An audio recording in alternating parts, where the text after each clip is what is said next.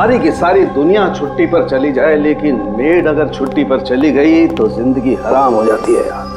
बहुत लेट हो गया। अरे यार, लैब जाने में लेट हो रहा हूँ। ये कौन आ गया इस वक्त यार?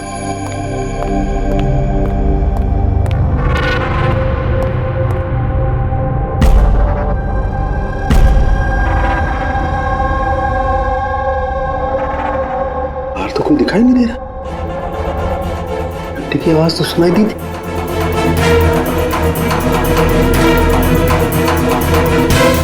बाहर कोई दिखाई नहीं दे रहा, घंटी सुनाई दी, लेकिन कुछ गड़बड़ है।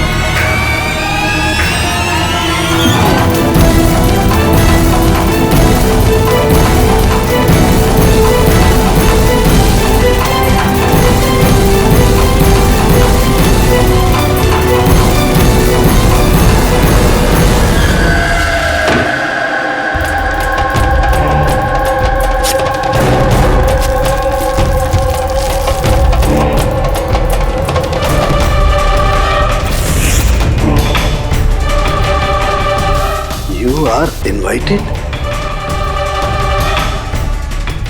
to a murder at 10 Wood Villa, Yali Hills,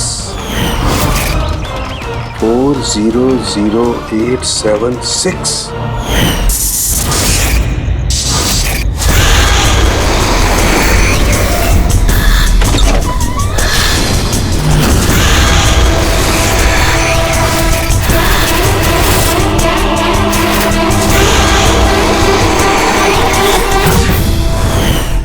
Catch me if you can. ये सच्चाई है या मजाक है?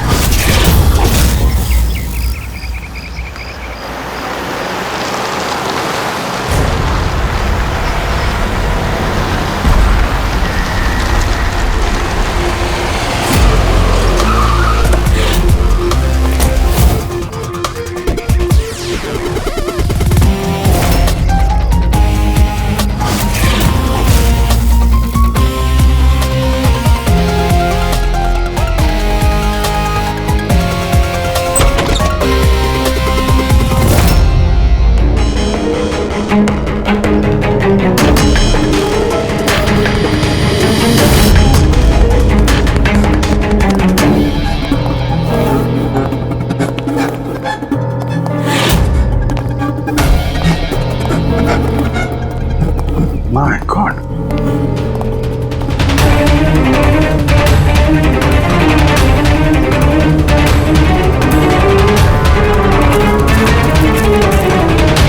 ना तो कोई भी नहीं है, ना कोई गार्ड, ना बंगले का मालिक। पंकज, जरा आसपास पता कर, बंगले का मालिक कौन है? जो भी इंफॉर्मेशन मिलती है लेकर आओ।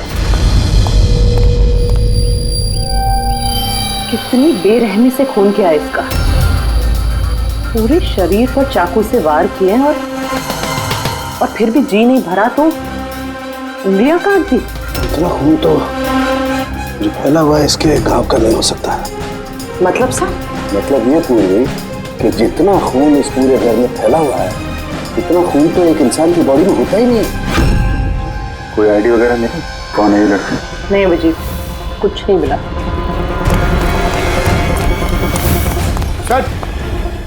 सर, इस बंगले की मालकिन राइना है और वो आधे घंटे में आ रही है। ओके, ठीक है। तब तक एक काम करते हैं, यहाँ पे जितनी भी चीजें हैं, ये ब्लड, कोई सबूत, सब इकट्ठा करते हैं। कुछ भी छूटनी नहीं चाहिए। पता तो चले क्या हुआ यहाँ पे।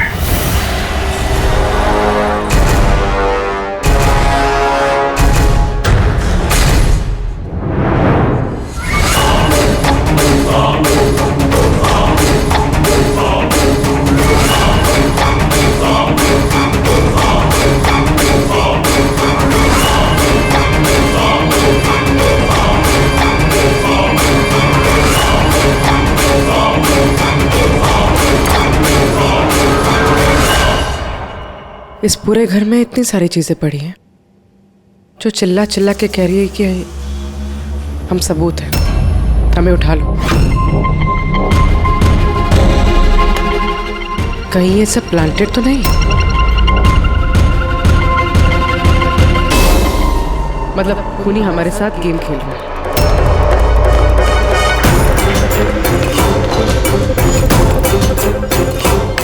ये सब किसने किया है? ये सब किसने किया है? What is all this? हमारे से ये तो हमें से पूछ रही है किसने किया? इतना गंदा कर दिया है, अब साफ नहीं कर सकते थे ये? वो सर साफ करने के लिए भी हमें बुल रही है। ये बदबू आ रही है। हे, मेरे बंगले में ये औरत क्या कर रही है? ओए बिरजू, बिरजू कहाँ है? बिरजू, बिरजू। यार लाश देख के लोग या तो बेहोश हो जाते हैं या डर के मारे गिर जाते हैं। इसको तो कुछ हुआ ही नहीं। बिरजू, बिरजू, बिरजू, अब बिरजू, बिरजू। राणा जी, आपने ये घर ऐसे ही लावारिस छोड़ रखा है? एक्सक्यूज मी, घर लावारिस नहीं है, इस घर की मालकिन मैं हूँ। ये मेरा पुश्तैनी बंगला है। आपका बंगला है तो आपने देखभाल करने के लिए किसी को रखा नहीं है क्या यहाँ पे?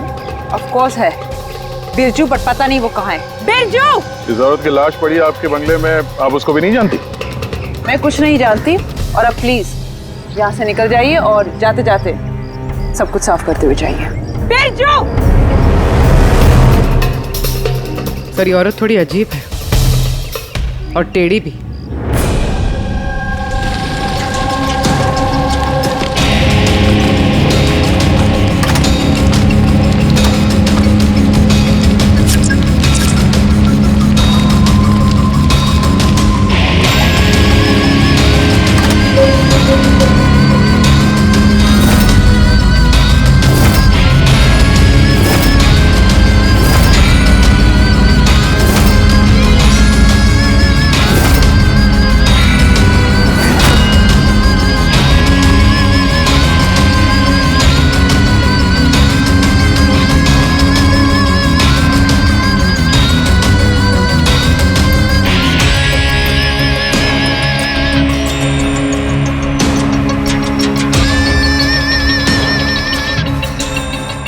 एक केस और 18 सबूत, और खूनी ने सबूत ऐसे सजा के छोड़े थे कि बस पूछो मत। सर लेकिन प्रॉब्लम ये है कि इनमें से कोई भी सबूत हमारे किसी काम का नहीं है। ये सारे सबूत हमारे किसी भी काम के नहीं है, इसका क्या मतलब है तारिका? मतलब ये कि ये सारे सबूत पुराने हैं। What? ये सारे सबूत पुराने तो क्या लड़की का खून भी पुराना है? कितने पुराने बताओ? सर 4 से 10 साल पुराने। ये सारे सबूत 4 से 10 साल पुराने, तो क्या इसका मतलब है इस लड़की का खून 10 साल पहले हुआ है?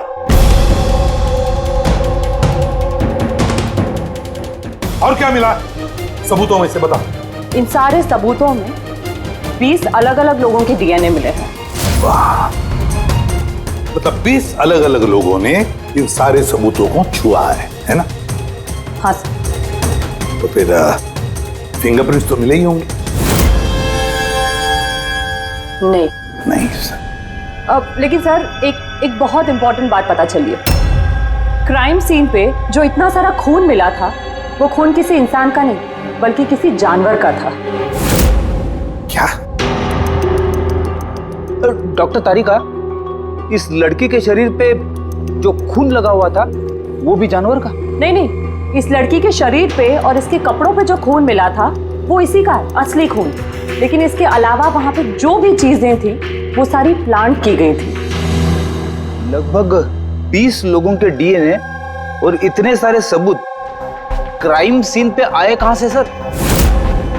वही तो, इतने सारे सबूत, लेकिन हमारे हाथ में कुछ भी नहीं। वाह, आप चुपचाप बैठे रहो, कुछ मत बोलना, हम लोग यहाँ गप्पे लड़ा रहे हैं ना। बॉस, मैं जानता हूं ये सारे के सारे सबूत कहां से आए। पिछले कई सालों में सीआईडी ने जो केसेस सॉल्व किए हैं उसमें से कुछ इंपॉर्टेंट केसेस के इंपॉर्टेंट एविडेंस है ये सारे के सारे। क्या?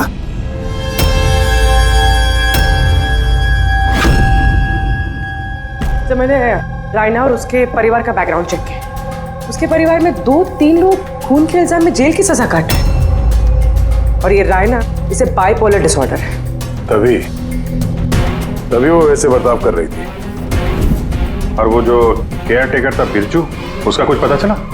सर, उसकी फोन की लास्ट लोकेशन उस बंगले के बाहर ही एक्टिव थी, उसके बाद से ऑफ है। ढूंढने की कोशिश जारी है। कमाल है, उस बंगले में इतना कुछ हुआ और बंगले की मालकिन को कुछ पता ही नहीं। केयर टेकर गायब है।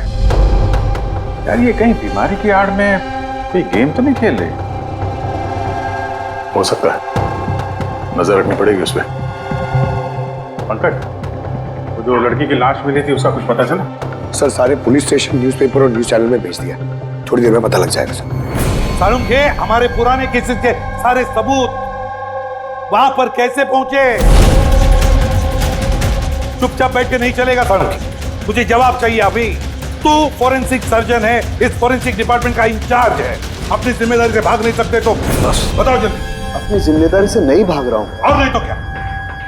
बताओ ना फिर, हमारे पुराने एविडेंस हमारे रिकॉर्ड में से गायब कैसे हुआ? बस एक काम करते हैं, रिकॉर्ड रूम में चल के वहां पूछताछ करते हैं, पता चल जाएगा बस वहां पर क्या गड़बड़ हुई है। प्लीज। इतने सारे सबूत गायब कैसे हो गए? मालूम है ना ये सबूत कितने इंपॉर्टेंट होते हैं? तो फिर आपके होते हुए ये चूक हुई कैसे? कैसे गायब हो गए सबूत? सर, हमारे होते हुए चोरी नहीं होती सर। तो फिर चोरी कब हुई? सर, ये चोरी रात को ही होगी, क्योंकि हम लोग रात को नहीं रहते ना, इसीलिए चोरी हो गई। और आपका क्या कहना है? सर, मैंने डॉक्टर साहब को कितनी बार बोला कि लॉक वगैरह ठीक करवा लीजिए, दरवाजे खिड़कियां ठीक करा लीजिए, सीसीटीवी कैमरा लगवा लीजिए, लेकिन डॉक्टर साहब हमारी सुनते ही नहीं है। और तो और क्या? और क्या? सर, वो पता नहीं किसी को भी लेके आ जाते हैं सर, बोलते हैं कि पुराने एविडेंस देखने हैं। और क्या? सर, वो पता नहीं किसी को भी लेके आ जाते हैं सर, बोलते हैं कि पुराने एविडेंस देखने हैं।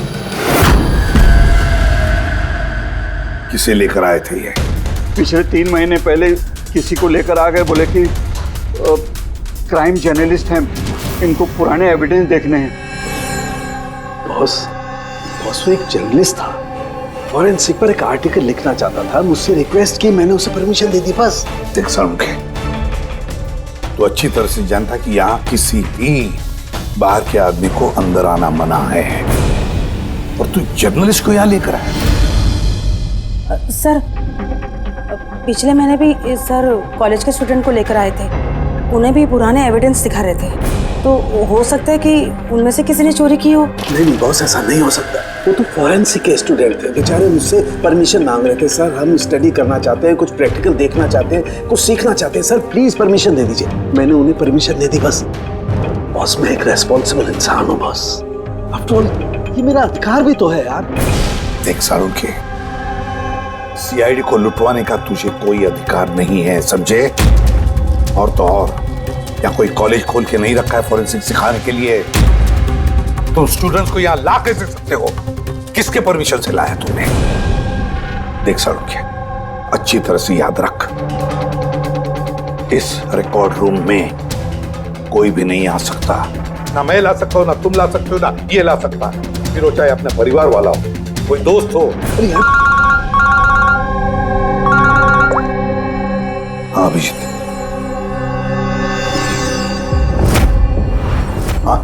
सर, जिस लड़की की मौत हुई थी उसका नाम टीना है। ये उनके पिताजी हैं, doctor Nirav sir, head of forensic, Chennai. Doctor Nirav? Nirav? Nirav? यार, बेटे नीरव किसी मार दिया। कंट्रोल योरसेल्फ, सब पता चल जाएगा। सर आप लोग जानते हैं एक दूसरे को? हाँ जी, एक जमाना था जब मैं और नीरव साथ साथ काम किया करते थे। नीरव, एक मिनट बॉस। क्या? ये देख दोस्त, तेरा शक एकदम सही था दोस्त, इसमें डॉक्सिन है। डॉक्टर नीरव, जरा बताइए आखिरी बार आपने अपनी बेटी टीना से कब बात की थी, कब देखा था उसे? एक्चुअली वो कॉलेज के हॉस्टल में रहती थी, 2 दिन पहले से बस गायब हो गई थी। नीरव हौसला रखो नीरव, जिसने भी किया है ना वो पकड़ा जाएगा। मैं पता लगाऊंगा नीरव, मैं पता लगाऊंगा किसने किया ये। नहीं साळुंखे, तुम नहीं पता लगाओगे। मैं नहीं पता लगाऊंगा मतलब तुम इस केस पर काम नहीं करोगे।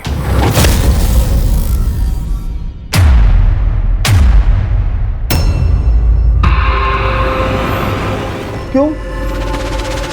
क्योंकि तुम्हारी लापरवाही की वजह से फॉरेंसिक रिकॉर्ड रूम में से सबूत गायब हो गए। You are suspended Salunkhe till further notice.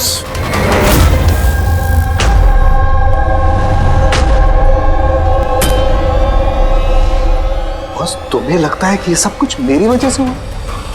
तुम मुझ पर इल्जाम लगा रहे हो? ये इल्जाम नहीं है साळुंखे, ये हकीकत है और ये तुम अच्छी तरह से जानते हो ना। तुम अपने दोस्त जर्नलिस्ट को फॉरेंसिक रिकॉर्ड रूम में ले जाते, ना उन स्टूडेंट्स को फॉरेंसिक रिकॉर्ड रूम में ले जाते, और ना आज मुझे तुम्हें सस्पेंड करना पड़ता।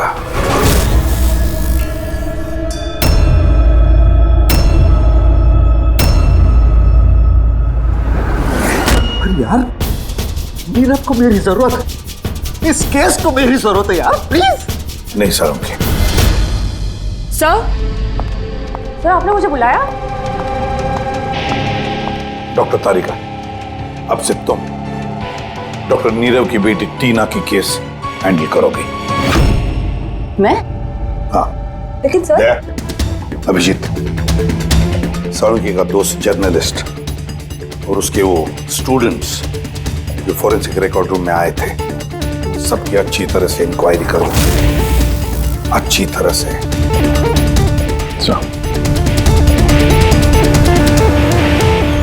डॉक्टर साहब,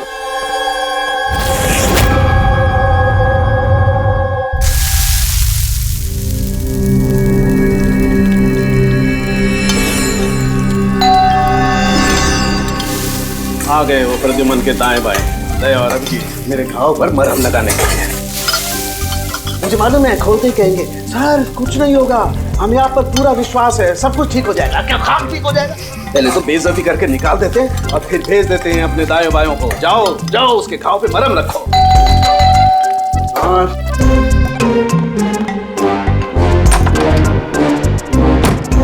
हाय। मॉर्निंग।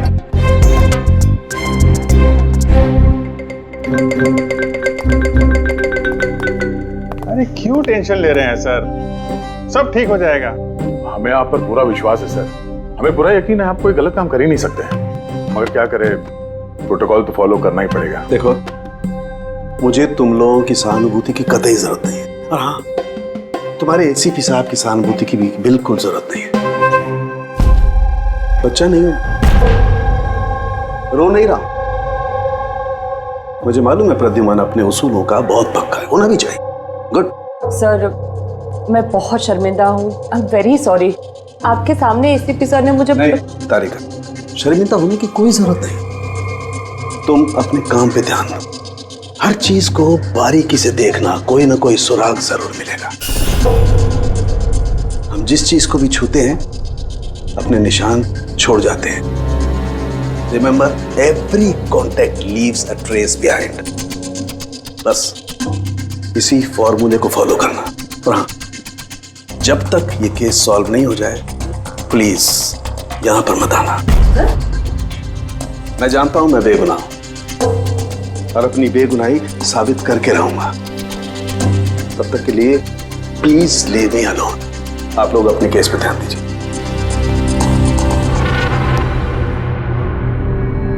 बहुत करो मामला। वैसे सर खाने में क्या बना है? भूख बहुत लग रही है।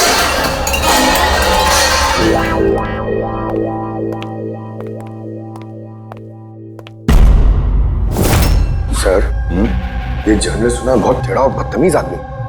3 महीने पहले डॉक्टर नीरव के साथ किसी बात पे झगड़ा भी हुआ था सर। देखते हैं कितना टेढ़ा है। सर, आपको अंदर बुलाया। Thank you.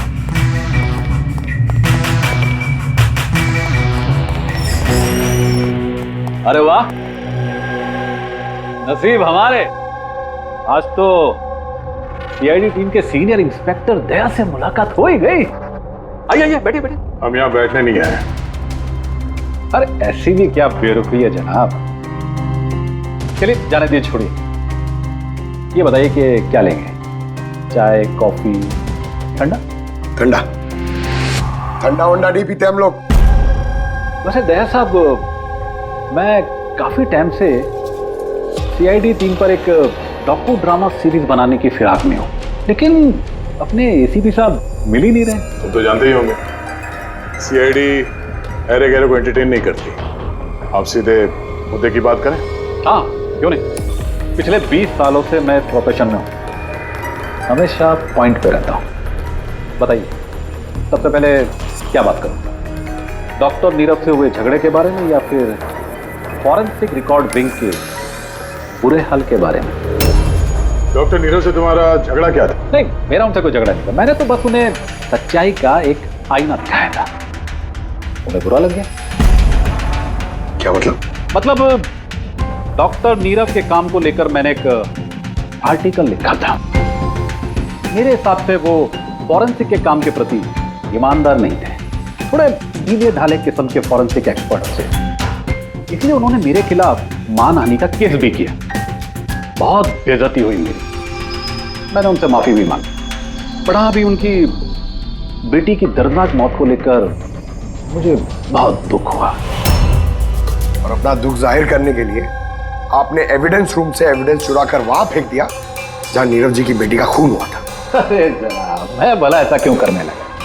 मैं भला क्यों पुरानी हड्डियां और खून से सनी साड़ियां चुराऊंगा? तो वहाँ एविडेंस विंग में क्या देखने गए थे? फॉरेंसिक लैब से एविडेंस कैसे चुराया जाता, मैं ये देखने गया था। मैं आप लोगों की लापरवाही देखने गया था। खैर, अब जाने दीजिए, ये सब बताने की कोई जरूरत नहीं। अब तो आप लोगों को भी पता चल ही गया होगा। देखिए, ज्यादा भाषण मत दीजिए आप। जितना जितना पूछा जाए उतना जवाब दीजिए बस। क्यों? जब खुद पर बात आई तो मिर्चें लग गई। आप लोगों के पास इस बात का जवाब है कि किसने कैसे फॉरेंसिक लैब से एविडेंस को चुराया होगा? मुझे तो लगता है कातिल आप लोगों की कमियां दिखाना चाहता है।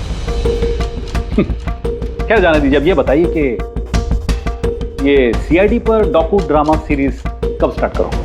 सर, इन्हें ब्यूरो लेके चलते हैं। लगता है ये सही जवाब वही देंगे। उसके लिए लंबा चौड़ा प्रोसीजर लगता है।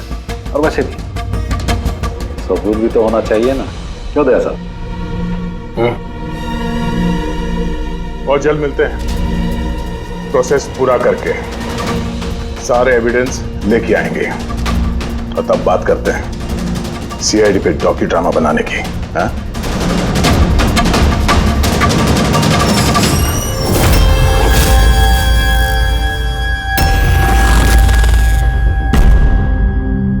डॉक्टर नारायणी?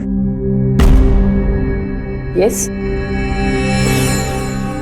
जी कहिए। हम लोग सीआईडी से एक केस के सिलसिले में आपसे बात करनी है। जी बताइए। जो स्टूडेंट पिछले महीने फॉरेंसिक रिकॉर्ड रूम देखने गए थे, वो सारे के सारे चोरी और खून के इल्जाम में सस्पेक्टेड हैं। व्हाट? ऑफिसर, आपकी जरूर कोई गलतफहमी हो रही है। हमारे स्टूडेंट ऐसा कभी नहीं कर सकते हैं। हम भी यही उम्मीद करते हैं कि उन्होंने नहीं किया होगा, मगर खून तो हुआ है और इल्जाम उन्हीं पे है। देखो, हमारे बच्चे सिर्फ एजुकेशनल टूर के लिए वहां पर गए थे और आप लोग उन पे शक कर रहे हैं। हमारा काम है केस को सुलझाना और अपराधी को उसके अंजाम तक पहुंचाना। आप उन 10 स्टूडेंट्स को प्लीज बुलाइए, हमें बस उनसे पूछताछ करनी है और उनकी उंगलियों पे निशान लेने। देखिए आप लोग समझिए, वो लोग स्टूडेंट है। देखिए हम 3rd डिग्री देके उनको पूछताछ नहीं कर रहे हैं, हम सिर्फ नॉर्मल पूछताछ कर रहे हैं। और हाँ, उनको कुछ बताइएगा नहीं कि हम किस सिलसिले में उनसे बात करना चाहते हैं। ओके। फॉरेंसिक रिकॉर्ड विंग देख के आप लोगों को कैसा लगा? सर मेरा तो दम घुट रहा था वहाँ। कोई जगह है वो भी, पुराने दांत, हड्डियाँ, खून के कपड़े। मुझे तो वो जगह बिल्कुल पसंद नहीं आई। बहुत अजीब सी फीलिंग आ रही थी। तुमको ये खांसी हमेशा रहती? नहीं मैम, कभी कभी होती है। सर मुझे वो जगह बिल्कुल यूजलेस लगी, ना कोई देखभाल, ना सबूत अच्छे से रखे थे। और सर मुझे तो उन कोल्ड केस फाइल्स के एविडेंस को घर ले जाने का मन था, ताकि मैं उन पे स्टडी कर सकूं। मुझे रोमांच महसूस हो रहा था। हत्यारों और पीड़ितों के दिमाग की कल्पना करने की कोशिश की। बुरा इरादा, दुख, दर्द।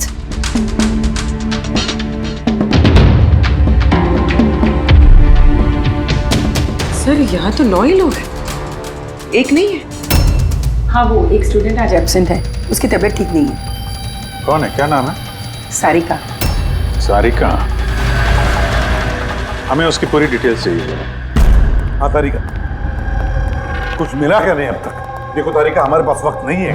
सर मैं कब से वही ढूंढने की कोशिश कर रही हूँ कि मेरे हाथ में कुछ तो आ जाए, जिससे सालों के सर पे जो इल्जाम लगाए ना वो साफ हो जाए।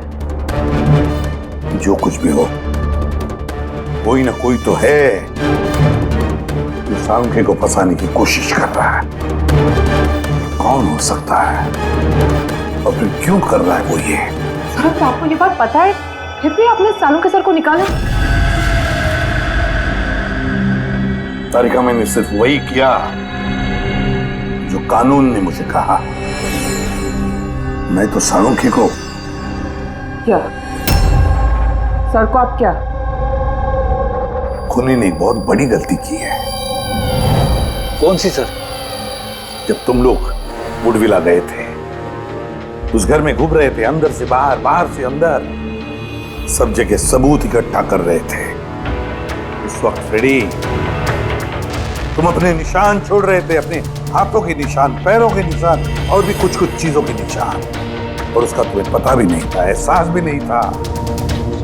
और खूनी बिल्कुल वैसे ही निशान छोड़ कर गया है वहां पर। ऐसे निशान जो हम ट्रेस कर सकते हैं। ट्रेसेबल निशान? याद रखो, हम जिस चीज को भी छूते हैं अपने निशान छोड़ जाते हैं। Remember, every contact leaves a trace behind. Sir ने मुझे हिंट दिया था, मेरे दिमाग में कैसे नहीं आया?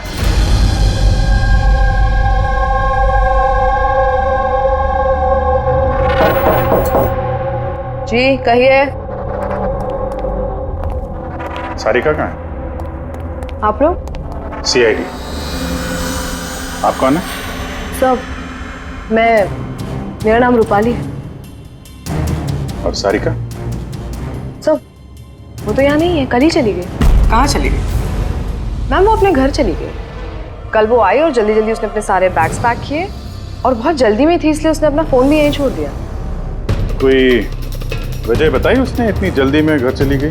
जी सर, वो बता रही थी कि उसके घर का कोई सदस्य बीमार है। क्या? सर, फोरेंसिक सेंटर से पता चला है कि सारिका बीमार है, और ये बता रही है कि उसके घर का कोई बीमार है। कुछ चक्कर तो है सर। अच्छा रूपाली, ये सारिका का घर कहाँ है? सर कानपुर। कानपुर। और आप लोग साथ में रहते थे? जी सर, हम दोनों रूममेट्स हैं। अच्छा, आप लोग कब से साथ में रहे? यही कोई 8-9 महीने। 8-9 महीने से तो एक दूसरे के बारे में काफी कुछ पता चल जाता है। क्या कैसी लड़की थी सारिका, कुछ बता सकती हैं आप? सर वो तो बहुत अच्छी लड़की है। इनफैक्ट वो अपने काम से काम रखती है, फोरेंसिक इंस्टीट्यूट जाना, वहाँ से वापस आना, यही उसका डेली रूटीन है। फोरेंसिक सेंटर, तो वहाँ की कुछ बातें बताती थी वो आपसे? हाँ, फोरेंसिक इंस्टीट्यूट से रिलेटेड कुछ कुछ बातें बताती रहती है। जैसे अभी कुछ दिनों पहले वो मुझे बता रही थी कि तुम्हें पता है रूपाली, सबूतों को प्लेस करके ना किसी को भी फंसाया जा सकता है। रियली? लेकिन ऐसा कैसे हो सकता है? अरे बुद्धू, कुछ भी हो सकता है। मैं कर सकती हूँ ना। किसी भी केस को पलटा जा सकता है सिर्फ और सिर्फ सबूतों के दम पर। अब देख मैं कैसे सबका दिमाग घुमाती हूँ। सर, टीना और डॉक्टर सालुंके के केस में भी तो यही हुआ है। और अब ये सारिका फरार है, इसको ढूंढना होगा जल्दी से जल्दी।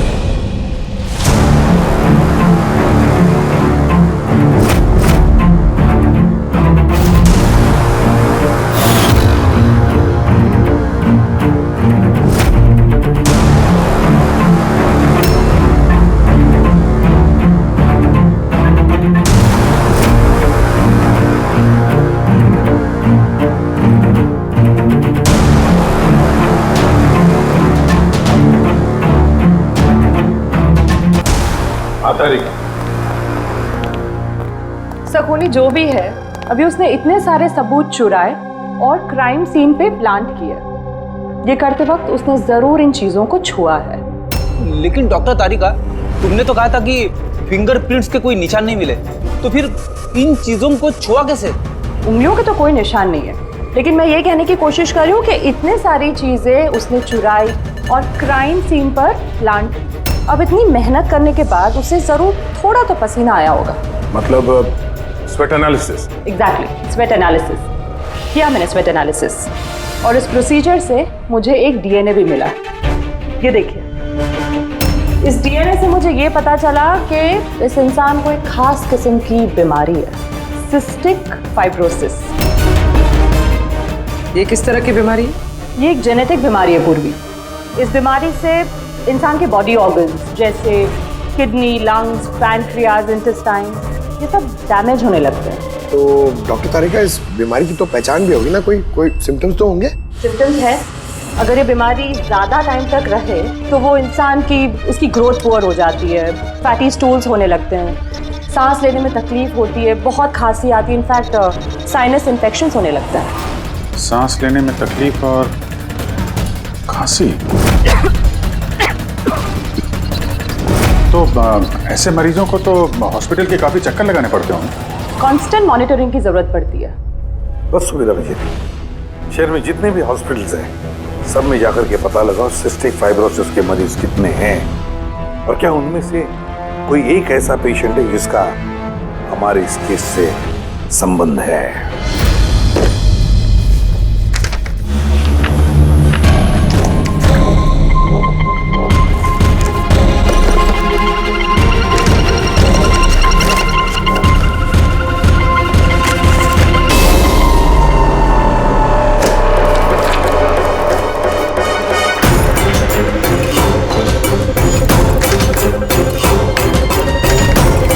इस केस में हम लोग साथ साथ हैं। यस। डॉक्टर नीरव की बेटी को मार दिया गया, मुझे सस्पेंड कर दिया गया, तो बचा ललित। अगर ये सब कुछ इस केस की वजह से हो रहा है तो ललित के साथ भी कुछ ना कुछ तो हुआ होगा या कुछ ना कुछ होगा। ललित को ढूंढना पड़ेगा। लेकिन इतने सालों से ललित से कोई कांटेक्ट नहीं है, कैसे ढूंढूं उसे? ट्राई करता हूं।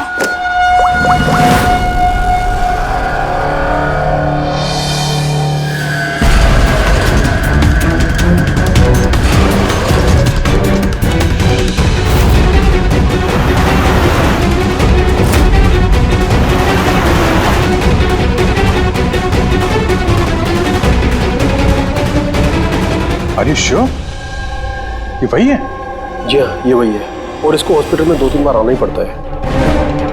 My God. Thank you very much. Thank you.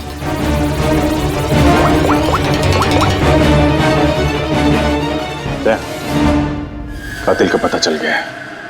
क्या डॉक्टर ललित मर गए 5 साल पहले? हाँ सर, आप उनकी बेटी से मिल सकते हैं।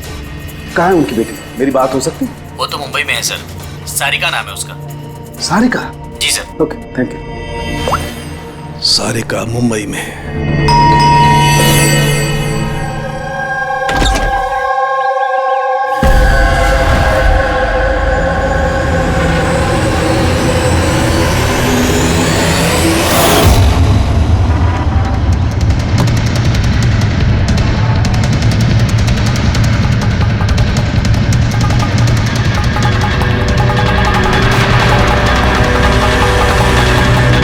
सच के बहुत करीब हो तुम।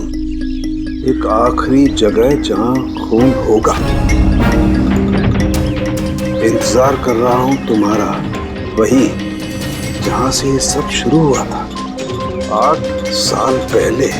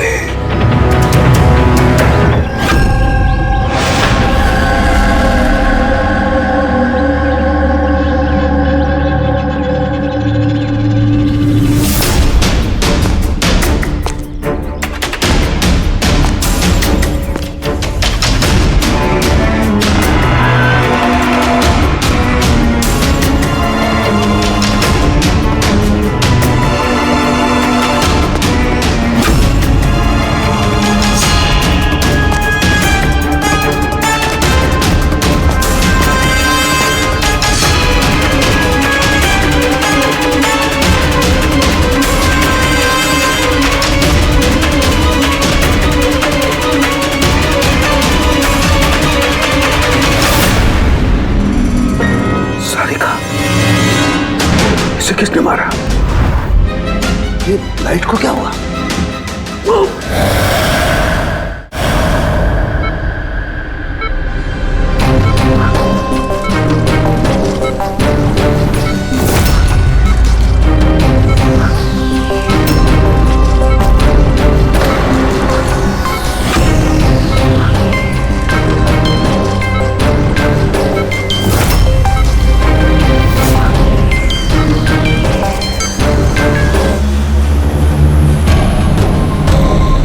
तो सारुण के सर का फोन तो लगातार बज रहा है, लेकिन वो उठा नहीं रहे। कहीं किसी मुसीबत में तो नहीं? सारुण के साहब के फोन के लोकेशन ट्रैक करो, देखो कहाँ पे है और उस खूनी का भी।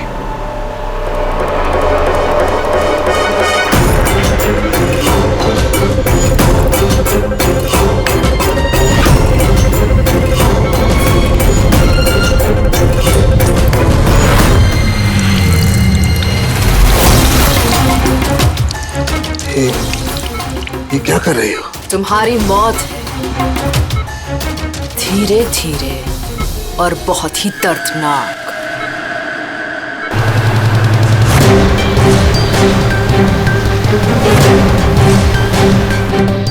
तुम्हारे खून की एक एक बूंद का कतरा जब तुम्हारे शरीर से धीरे धीरे करके निकलेगा ना, तब बहुत मजा आएगा तुम्हें, है ना? लेकिन तुम ऐसा क्यों कर रही हो? अपने बाप की मौत का बदला ले रही है। अरे हत्यारे हो तुम तीनों। तुम्हारा बाप रघु? हाँ, रघु, जिसे तुमने, डॉक्टर ललित ने और डॉक्टर नीरव ने मिलकर मार डाला। और तुम्हारी वजह से आज मेरा बाप मेरे साथ नहीं है। मार डाला? हमने? कैसे? सबूत इकट्ठा करके मार डाला। तुम लोगों ने सबूत इकट्ठा किया, मेरे बाप को फांसी की सजा दिलवा दी। देखो देखो, सबूत इकट्ठा करना, सजा दिलवाना, ये फॉरेंसिक का काम है। काम है? बेशक बेशक ये तुम लोगों का काम है, लेकिन तुमने मेरे बारे में तो नहीं सोचा ना, उस बेटी के बारे में जिससे उसका बाप छिन गया। मेरे बाप की मौत के बाद मैं सदमे में आ गई थी, और सदमे से बाहर आने के बाद मैंने सोच लिया था, ठान लिया था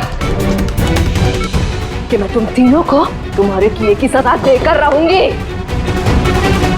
तो इसीलिए तुमने टीना को मार डाला? हाँ, मार डाला मैंने उसको, क्योंकि मुझे मालूम था कि डॉक्टर ललित 5 साल पहले ही मर गए हैं। और जहां तक रहा तुम्हारा और डॉक्टर नीरव का सवाल, तो मुझे मालूम था कि डॉक्टर नीरव अपनी बेटी टीना से बहुत ज्यादा प्यार करते हैं। टीना के मरने के बाद वो तो अपने आप ही मर जाएंगे, और जहां तक रहा तुम्हारा सवाल, तुम अपने फोरेंसिक से बहुत प्यार करते हो। जब वहां से तुम्हें धक्के मार के बेदर्द करके बाहर निकाल दिया जाएगा, तब तो तुम अपने आप ही मर जाओगे। लेकिन सारिका ने क्या बिगाड़ा था?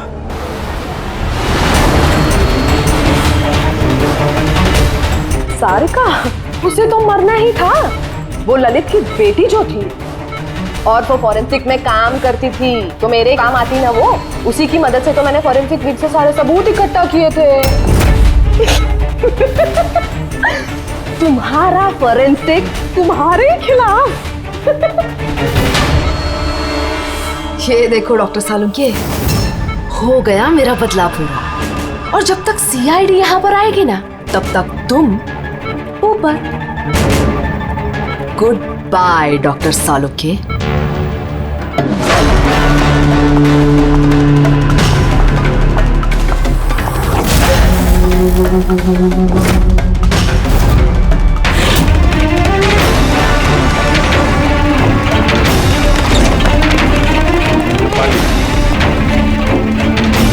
खेल खत्म तुम्हारा। मेरा खेल खत्म और सालुंके का भी। बचा सकते हो ना तुम लोग, तो बचा लो। खून का कर्ज हो गया अब तो बॉस तुम्हारा मुझ पर। मेरा कर्ज नहीं हुआ है खून का तुम्हारे ऊपर। ये तो वो कर्जा है जिन लोगों को तूने फांसी पर लटकाने में मदद की ना हमारी, वो कर्जा है। अब चुका दे। अच्छा सुन, बहुत आराम हो गया, सीधे काम पर चल। अच्छा जल्दी से ठीक हो जाइए। तारिका अकेली मुर्दों से बातें कर रही है। ओहो तारिका, अभिजीत को तुम्हारी बड़ी फिक्र है भाई। देखो भाई, अब एक हफ्ते तो मैं यहाँ से हिलने वाला नहीं हूँ बॉस। एक काम करो ना, तब तक तारिका से काम चला लो। अच्छा ये आराम करिए आप। Silence please. हाँ साइलेंस, चुप।